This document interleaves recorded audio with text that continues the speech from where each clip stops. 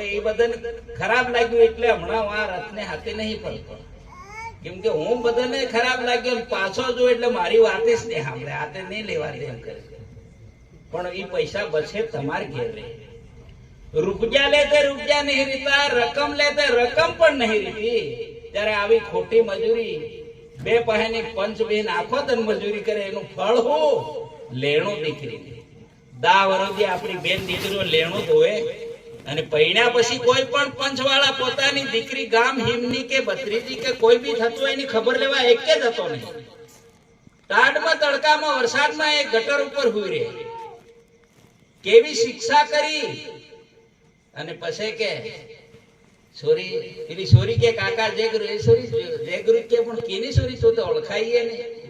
આઈ આઈ કાકા હું તમે ગાંડા થઈ ગયા, મને નહીં ઓળખતા પણ સોરી નહીં ઓળખાય.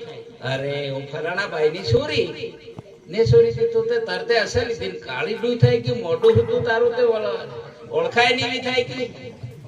પણ દીકરી ગરીબ એક મર્યાદામાં હે, પણ મન જેવી દીકરી વેચી દે કાકા તમારું પાપ મને નડ્યું તેમાં હોય એવી થાય કે કહી શકે. પણ એ કેમ નહીં કહેતી? મર્યાદામાં હે, વડીલોની મર્યાદા રાખે આપણી દીકરીઓ, એટલે કઈશ કઈશ નહીં. એટલે અહીંયા માત્ર સમજવું, વિગતવાર તમને પત્રિકા વાંચી હમણાં હું મોટું જોટું કહી દઉં. એટલે પંચવાળાએ આ બાબત ઉપર બહુ વિચાર કરવાનો. હું પોતે લાકડ વેચીને ભણે, એક છડ્ડી થી આખું વર્ષ ચલાડવાનું, ફાટી જતી દેખામાં તો બીજી ફાટેલી છડ્ડીનું ઠીકડું મારતો બાંડી વીટરીને. આ હું ચોક્કસ વાત કરું. પણ આ વ્યવસ્થા મારા ઘરમાં મારી બહેનોનું નહીં લીધું. 2 બહેનો હતી, કઈશ નહીં. એકને ભણાવી ક્લાસ 2 ઓફિસરમાં રિટાયર થઈ ગાંધીનગર, નહીં લીધું. તો વિચાર કરો, મારે ઘરમાં મારી 2 દીકરીઓ એનું તાણને નહીં લીધું તો મારે ચાલે.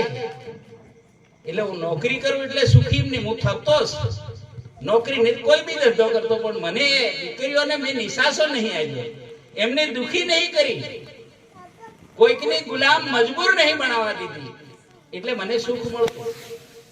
આજ સુખી છું. પણ દીકરીઓનો જે ભેજ લે ને વેસી ખાય ને રોજ ના આવવો દીકરીઓને પડે, વરહાતમાં આવવું પડે, ટાઢમાં તડકામાં ને પછી પેલો જમાઈ વે બીજે ત્રીજે માળે કામ ચાલતું હોય અને કામ રાખેલું હોય તો ગુણ ચડાવે ને એમને લઈ જાય ને અડધે જાય ને પડી જાય તો લાત મારે પાછો ચડાવે. આટલું લેણું થાય ગયું તું ને ઉસકે તે લેણું મારે શું કરી દઉં, તારે લીધે તો મારે વનવા લેવો પડ્યો. તો આવા મેણા ટોણા હાહુએ મારે ને હાહરો મારે ને જમાઈ હુજો મારે અને આપો વટ પાડતા હોય ઘેરમાં. વિચાર કરો એનો વટ આપણો, આપણી બેન દીકરીઓની બેઇજ્જતી થાય છે. બહુ નહીં કહેવાનું પણ મારે તમને કહેવું પડે. ત્યાં આગળ જાય કોઈ પણ સમાજની અંદર ખેતીવાડીમાં ભાગમાં રાખે તો સૂર્ય હુજા ભાગ રાખે. હું કર્યું આપણે ભણે ગણે ને મોટા થઈને ગમે એ બન્યા, કોઈ પદ મળ્યું, પ્રતિષ્ઠા મળી, માન સન્માન બધું મળ્યું, હું કરવું એને ઉડવેનું વાથરું. આપણા સમાજની દીકરીઓનો ના દીકરીઓ હે કોણ હે? ફોટા લાયામાં લક્ષ્મીના દાણા પડતી કબલા મિલતો ને ના ફોટાથી દાણા ભરાઈ જાય, દુકડા પડે એને તિજોરી મિલતો રૂપિયાથી ભરાઈ જાય, તિજોરી નહીં ભરાતી. તો હાસી લક્ષ્મી કોણ હે? આપણી દીકરી. જગતની જનની હે, માં સ્વરૂપ હે. એને વગર માણસ કહા હાંડ આદમી કહું વાઘ જેવો એમ કેવા વાળા પેદા ખા થાય એને વગર. એને વિશે ખાઈએ આપણે આ વાતને સમજો. એ બેન દીકરી ઘરનું કામ કરે ને પૈણતા આવે, પૈણ્યા પછી મજૂરી જાય એટલે પોતાને જા પૈણાવે એનું ઘેર પૂરું કરે, લેણું હતું પૂરું કરે, આપણી જેવાનું કરે. એમ કરતા કરતા સોરો થાય એટલે ભણાય વગર આપણા છોકરા આપણી બેન દીકરીઓને પૈણાવે, એ સોરા મજૂરીમાં જન્મે, મજૂરીમાં મોટો થાય અને મજૂરીમાં મારે આ વ્યવસ્થા કરી કોને? પંચવાળા.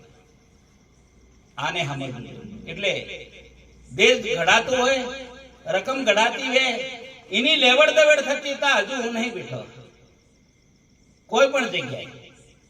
આને તમારે પોતે હું કરવું, તમારો વિષય પંચવાળા. એટલે આપણે ખાલી ઈઠાડા નહીં થવાનું. મારી દીકરી સુખી રે એમ કરીને હું ભણાવું, ધંધો એ કાઢું, કમાઈ ખાય એમ કરીને પણ લેણો કર્યા લે તા કેમ મા બાપ ને વિચારે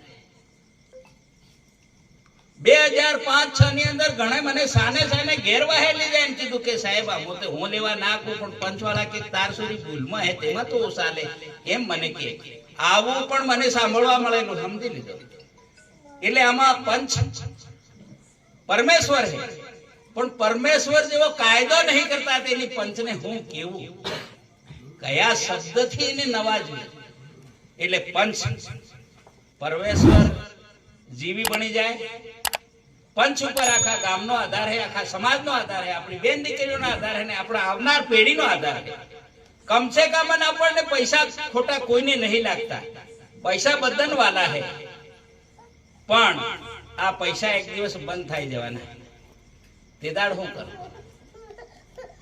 પાછળ નહીં કહેવાય નહીં રેવાય નહીં સેવાય તેવો સમય આવે અને ગુરુ ગોવિંદના વિશેષ ભક્તો છે ત્યારે હું એમ કહેવા માંગુ કે ગુરુ ગોવિંદે કીધું કે ધર્મ વિશે નહીં ખાતા આવે સુખી થવું હોય અને એ જ વ્યવસ્થા આવે આપણી આદિવાસી સાબિત થવા માટે કે ભાઈ બેન દીકરીઓના પૈસા અમો લેતા નહીં એ મેઇન મુદ્દો આપણો એટલે આ બાબતને પણ ધ્યાનમાં રાખજો અને આપણી બેન દીકરી આહતી આવે ને આહતી જાય ખુશીથી આપડતા આવવી જોઈએ એવું કરજો એને રકમ નહીં કરી આલો તો વાંધો નહીં કન્યાદાનના વાસણ નહીં આલો તો વાંધો નહીં આગળ વાળા એક થાળી ચાલતા હતા તો એ ચાલતું હતું બીજી લઈ લે હે મજૂરી કરીને પણ લોકોનું લેણું જ નહીં તો હોય ને 10 વર્ષ મજૂરી કરવી એટલે કેટલા રૂપિયા થાય એને ભરતા તે આવું લેણું હું કરી આલો તમે એનું દાન આલો તમે તે દેવાનું દાન આપ્યું એને તિજોરી આલી